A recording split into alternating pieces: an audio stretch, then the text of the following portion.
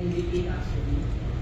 I I, state your name, Jesus please, Christine Katibayan Bermuda, of your address, in the please. St. Carlos Street to my village, Castina City, Having been appointed having been appointed to the position of Ombudsman, to the position of Ombudsman, do hereby solemnly swear who hereby solemnly that swear I will faithfully discharge, that I will faithfully discharge, to the best of my to the ability, best of my ability, the duties of my present position, this is the position, and of all others that I may hereafter and all hold others are the heir of the whole, under the Republic of the under Philippines, the Republic of the Philippines. that I will bear I will bear true faith and allegiance to the faith same, and allegiance to the same, that I will obey that I will obey the laws, the laws, legal orders, legal orders, and decrees and decrees promulgated promulgated by the duly constituted by the authorities duly constituted of authorities the Republic of the of the Philippines, Republic of the and Philippines. that I impose upon this obligation And I impose this obligation upon myself voluntarily, voluntarily, without mental reservation without mental reservation, or purpose of evasion. purpose of evasion.